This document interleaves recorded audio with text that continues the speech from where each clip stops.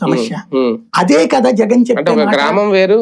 అతనికి సరైనటువంటి తెలుగులో ఏది మన పవన్ కళ్యాణ్ లాగా తెలుగులో ఎక్స్ప్లెయిన్ చేసే తత్వం, చంద్రబాబు నాయుడు లాగా ప్రొవకేటివ్ తెలుగు ఎక్స్ప్లెనేషన్ అతనికి రాదు.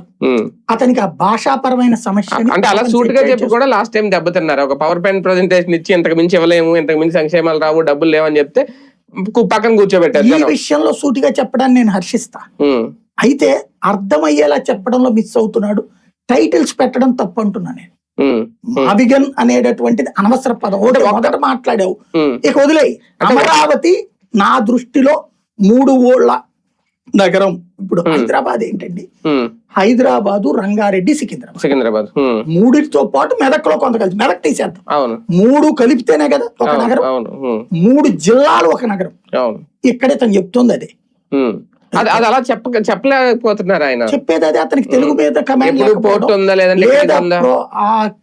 ఏది చంద్రబాబు మాటలో పవన్ మాటలకు ఇతను రియాక్షన్ గా మాట్లాడుతున్నాడు తప్పించి కన్స్ట్రక్టివ్ గా ఆర్గనైజ్డ్ గా చెప్పలేకపోతున్నాడు అతను.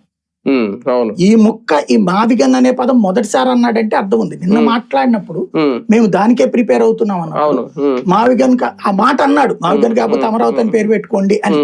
కానీ అది లీడ్ చేయాలి ఈవెన్ ఆడ పార్టీ పేపర్ కూడా.